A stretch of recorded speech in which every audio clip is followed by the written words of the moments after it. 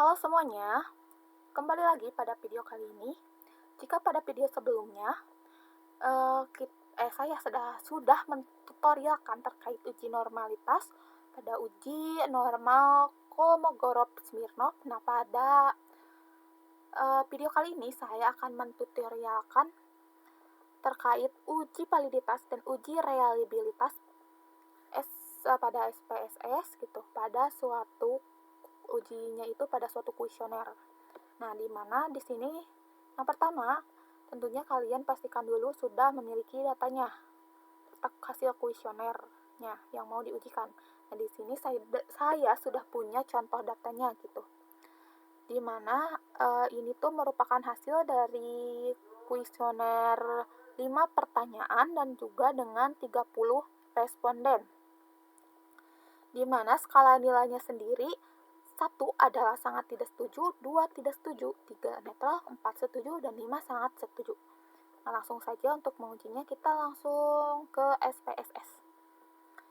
Nah, di sini nanti jika kalian belum memasukkan datanya gitu, nanti akan kosong.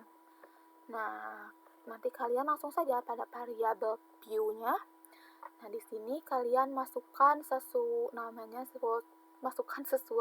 jumlah variabelnya. Karena tadi ada 5 pertanyaan, di sini saya masukkan 5. Pada name ini seperti biasa harus singkatannya. Baru pada labelnya adalah si kepanjangannya. Nah, untuk selebihnya kalian tinggal masukkan, boleh ikuti saja, tinggal masukkan dan boleh ikuti saja seperti pada video saya. Nah, setelah memasukkan variabel view-nya, setelah semua dimasukkan, kalian langsung saja klik lagi pada data view, lalu kalian memasukkan si datanya gitu. Pada P1 itu ada datanya itu apa saja atau berapa saja. Nah, di sini saya sudah copy pastekan dari Word tadi. Kalian juga bisa copy pastekan gitu dari Word ataupun dari Excel. Nah, ataupun kalian bisa mengisinya satu per satu. Nah, oke, jika semua data sudah terisi, kalian langsung saja klik Analyze, lalu pilih yang Scale. Nah, di sini pilih lagi yang Reliability Analysis. Nah, ini kita klik variabel yang mau diuji, lalu klik tengah untuk memasukkan pada items. Nah, di sini kalian bisa memasukkannya satu per satu gitu.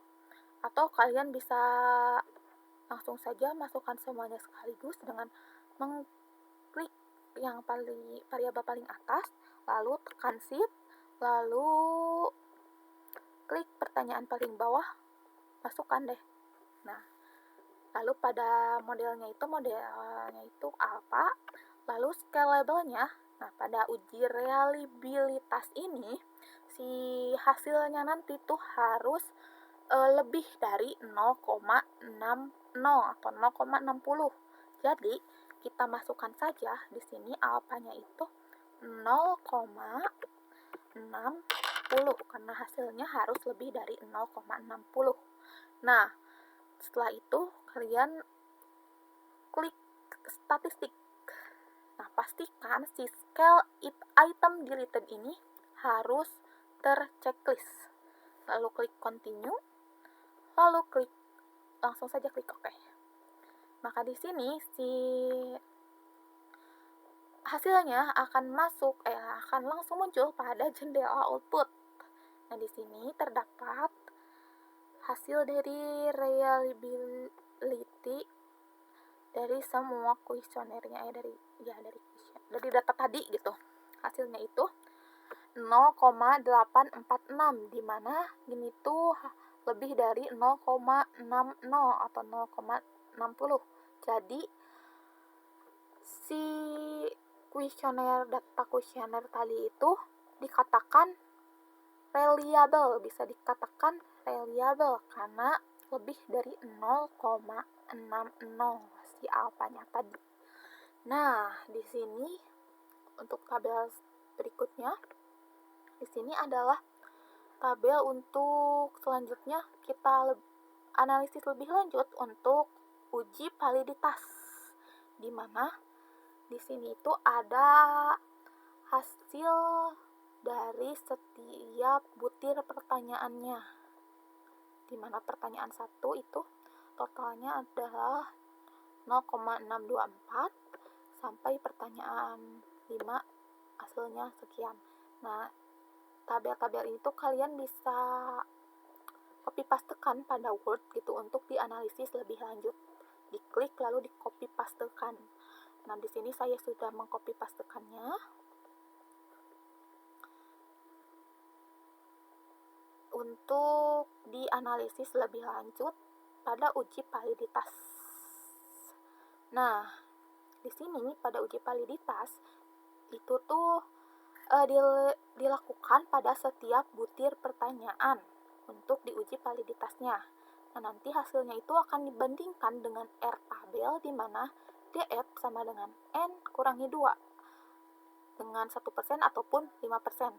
Itu tergantung gitu.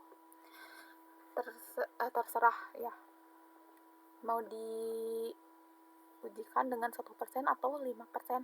Nah, di mana N ini itu merupakan jumlah responden dikurangi 2. Nah, nanti di sini sudah ada data uji validitas dari contoh data saya yang telah diujikan juga di SPSS. Nah, di sini tadi DF-nya karena data saya sendiri terdapat 30 responden, maka dari itu 30 dikurangi 2 sama dengan 28. Nah, di sini sebenarnya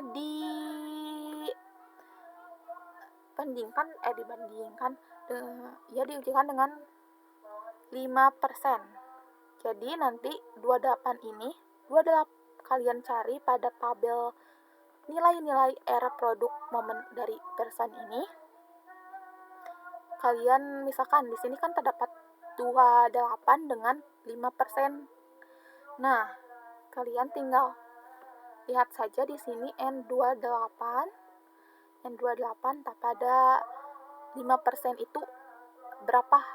Nah, jadi ini dia N28 pada 5% itu adalah 0,374, dimana nanti hasilnya sendiri gitu. Tadi hasil si R hitungnya sendiri itu harus lebih dari R tabel. Nah, di sini telah dianalisis bahwa pada data yang telah saya ujikan gitu bahwa semuanya valid. Karena tadi pada pertanyaan 1 ada 0,62 gitu. 0,62 R hitungnya. Lalu R tabelnya 0,34. Jadi si R hitung ini lebih besar dari R tabel, jadi dikatakan valid. Semuanya pada data ini adalah valid. Nah, jika terdapat data yang kurang valid, maka